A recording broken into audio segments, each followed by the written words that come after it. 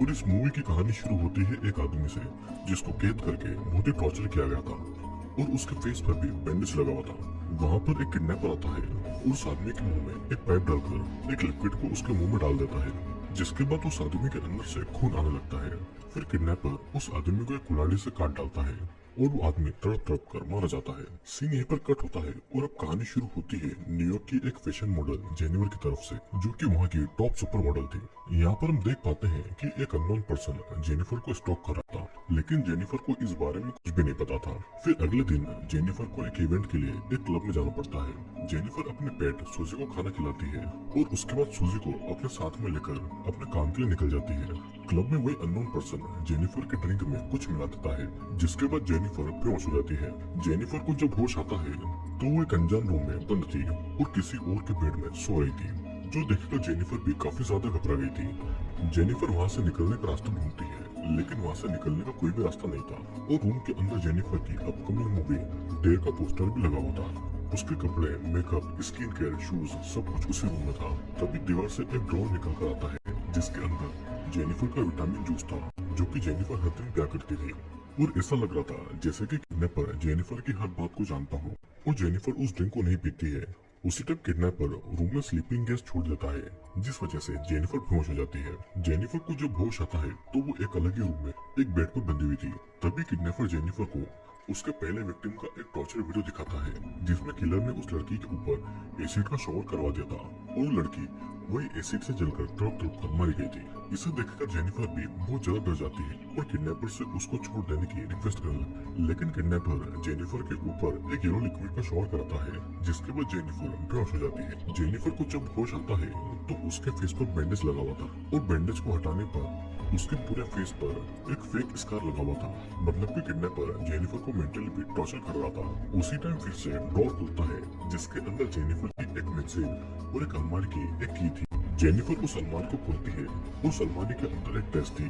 Kidnapper ये चाहता था कि जेनिफर उस ड्रेस को पहन ले, लेकिन जेनिफर ड्रेस को फाड़ देती है। फिर किडनैपर रूम में तेज साउंड चलाता है और डरकर जेनिफर बेड के नीचे छुप जाती है, जहाँ पर उसे एक नेल शार्पनर मिलता है और वो उसे अपने पास में रख लेती है। फिर रात को जेनिफर उसे नेल शार्पनर से इसी का वेंट खोलती है और उसके अंदर जाकर वो बाहर जाने का रास्ता ढूंढने लगती है। उसके अंदर उसको किसी लड़की के नाखून भी मिलते हैं, मतलब कि किसी और लड़की ने पहले भी इसी तरह भागने की कोशिश की। किडनैपर को पता चल जाता है कि जेनिफर भागने की कोशिश कर रही है, तो इसलिए वो इसी वेंट को काटकर जेनिफर को इंजेक्शन लगाकर बेहोश कर देता है। फिर कुछ देर के बाद जेनिफर को जब होश आता है तो वो एक टॉर्चर चेयर पर बंधी हुई थी। किडनैपर उसके विक्टिम के कुछ बॉडी के पार्ट्स को ब्लेंड करके एक पाइप की मदद से जेनिफर को जबरदस्ती खिला देता है और ये सीन बहुत ही ज्यादा खतरनाक था, जिस वजह से जेनिफर भी बेहोश हो जाती है। किडनैपर जेनिफर को उसी रूम में बंद करके उसको मॉनिटर से ऑब्जर्व कर रहा था और जेनिफर को जब होश आता है तो उसे रूम के पास में एक लाइट दिखाई देती है। दीवार के पास जाने पर उसे मालूम पड़ता है कि वहाँ पर कोई लड़का कैद है। दोनों ग्लास पर लिखकर एक दूसरे से बातें करने लगते हैं और लड़का अपना नाम उसे गेरी बताता है। गेरी से जेनिफर को पता चलता है कि उसको भी किडनैपर ने कैद करके रखा हुआ है। वो दोनों एक दूसरे से बातें भी करते हैं, लेकिन उन्हें नहीं पता था कि कैमरा से किडनैपर उन दोनों पर नजर रखे हुआ था। फिर रात को नींद से जागकर जेनिफर ये नोटिस करती है कि किडनैपर गेरी को कुछ इंजेक्ट कर रहा है और उसी टाइम जेनिफर के रूम का टीवी ऑन हो जाता है, जहाँ पर जेनिफर का एक इंटरव्यू चल रहा था और इंटरव्यू में जेनिफर अपने अंधेरे के डर के बारे में बता रही थी। तभी फिर से ड्रॉर खुलता है और ड्रॉर में सैंड और मैच बॉक्स था, लेकिन जेनिफर उन चीजों को ले पाती। उससे पहले किडनैपर जेनिफर को बेहोश कर देता है। जेनिफर को जब होश आता है तो वो एक ग्लास बॉक्स में बंद थी, जहाँ पर सैंड भरा हुआ था और अगर सही टाइम पर जेनिफर वहाँ से नहीं निकली तो सैंड में ही दफन होकर मारी जाएगी।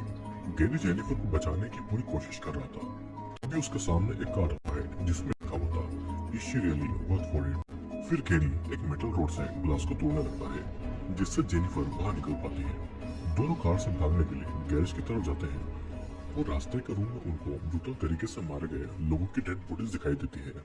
फिर किसी तरह दोनों कार तक आ जाते हैं, लेकिन किडनैपर कार में स्लीपिंग गैस छोड़ देता है और उस वजह से दोनों बेहोश हो जाते हैं। जेनिफर को जब होश आता है तो जेनिफर टॉर्चर चेयर पर बंधी हुई थी और उसका हाथ एक गन के ट्रिगर पर था और वो गन जेनिफर की डॉग सूजी पर पॉइंट की हुई थी। उससे पास में से एक नोट मिलता है जिसमें लिखा हुआ था, या तो खुद को बचाओ या फिर सूजी को। जेनिफर सूजी को मारना नहीं चाहती थी, लेकिन मजबूरी में उसे सूजी को मारना पड़ता है। जेनिफर की जान बच जाती है, लेकिन वो सूजी के लिए बहुत ज्यादा रोती है। अब उसी टाइम जेनिफर को सूजी एक ग्लास बॉक्स के अंदर दिखाई देती है लेकिन वहाँ पर सूसी नहीं थी। किडनैपर जेनिफर के साथ में मजाक कर रहा था और जेनिफर फिर से अपने रूम में आ जाती है। कुछ ही देर में जेनिफर और गैरी के रूम के बीच की दीवार हट जाती है, लेकिन दीवार जल्दी बंद हो जाती है और दीवार के बंद होने पर गैरी जेनिफर के पास में आ जाता है। जेनिफर गैरी से इसका कारण पूछती है और तब गैरी एक अजीब सा जवाब देता है कि उसे यकीन नहीं हो रहा है कि जेनिफर असली है या नहीं। थोड़ी देर के बाद में जेनिफर के पास में एक की आती है और उस की से जेनिफर चौथी अलमारी को खुलती है जिसमें एक ब्लैक ड्रेस थी। किडनैपर के डर से जेनिफर उस ड्रेस को पहन लेती है और उसके बाद जेनिफर और गैरी के रूम के बीच की दीवार हट जाती है और दोनों एक दूसरे को हक करते हैं। उस टाइम किडनैपर जेनिफर के रूम के टीवी पर उसके एक विक्टिम का वीडियो प्ले करता है जहाँ पर किडनैपर एक लड़की को बहुत बुरी तरीके से टॉर्चर कर रहा था। गुस्से में गैरी रूम के कैमरास को तोड़ने लगता है और उसी टाइम सभी लाइट्स ऑफ हो जाती है और किडनैपर वहाँ पर आकर गैरी को अपने साथ में ले जाता है। उसी टाइम जेनिफर के रूम का टीवी ऑन हो जाता है जहाँ पर किडनैपर ने गैरी पर गन पॉइंट की हुई थी। जेनिफर किडनैपर से रिक्वेस्ट करती है कि वो गैरी को न मारे और तब किडनैपर जेनिफर के पास आकर उसको गैरी के पास एक चेयर में बांध देता है। किडनैपर दोनों को एक वीडियो दिखाता है जहाँ पर एक माँ अपने बेटे को सेक्सुअली अब्यूज करने के बाद में उसको सॉरी बोल रही थी, लेकिन वो बेटा अपनी माँ को चाकू से मारकर उसकी फोटो खींचता है।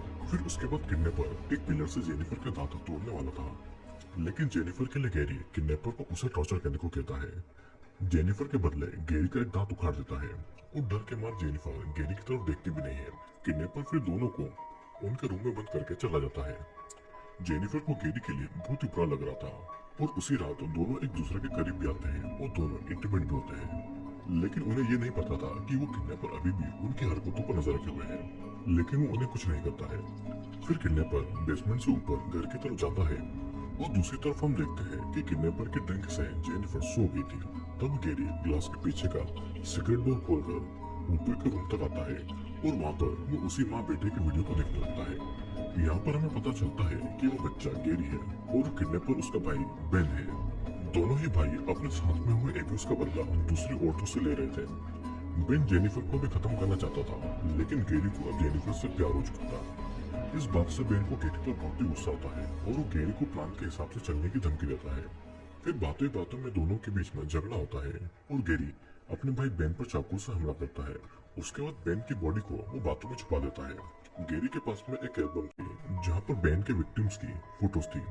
उस टाइम डोर पर किसी के नॉक करने पर गैरी उस एल्बम को कैबिनेट में छुपा देता है, लेकिन कैबिनेट का डोर बंद नहीं हुआ था। गैरी जाकर डोर खोलता है तो देखता है कि वहाँ पर दो पुलिस ऑफिसर डेविड और एंडी खड़े हुए हैं, जो कि गैरी से बेन के बारे में पूछताछ कर रहे थे। दोनों पुलिस ऑफिसर जेनी को ढूंढ रहे थे और गैरी उनको बताता है कि उसे बेन के काम के बारे में कुछ नहीं पता है। फिर भी पुलिस ऑफिसर मैच देखने के लिए गैरी के घर रुक जाते हैं, लेकिन मैच की जगह टीवी में जेनिफर के रूम का वीडियो प्ले हो रहा था।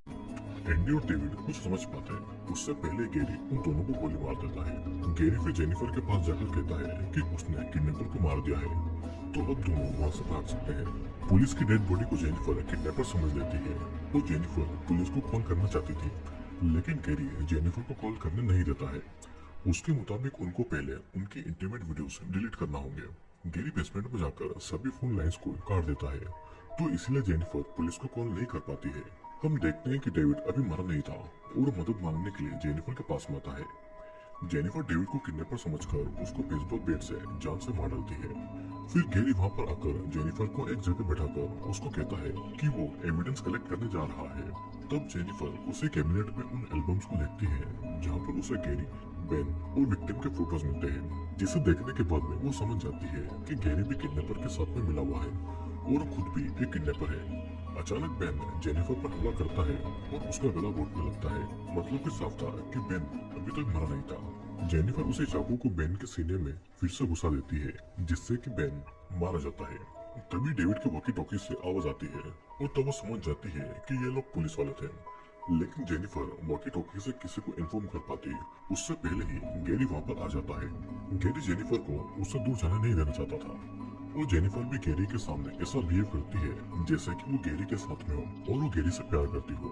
लेकिन गैरी का ध्यान भटकते ही जेनिफर गैरी की आंखों में पेपर स्प्रे करके बेसमेंट में भाग जाती है। घर के सभी वायर्स को काटकर जेनिफर सिक्योरिटी सिस्टम को खराब कर देती है। और उसी टाइम गैरी जेनिफर के पास में आता है। तब जेनिफर गैरी पर गन पॉइंट करती है, लेकिन उसको गन चलाना नहीं आती थी। तब गैरी जेनिफर को पैन पर गिराकर उसको गन यूज करना सिखाता है और अचानक से जेनिफर गैरी का प्राइवेट पार्ट को किक करके गैरी से गन छीनकर उसको गोली से मारकर उसकी जान ले लेती है। अब जेनिफर अपने घर की तरफ निकलती है और रास्ते में हम जेनिफर की फिल्म डेड का पोस्टर देखते हैं। और इसी के साथ में ये मूवी यहीं पर खत्म हो जाती है।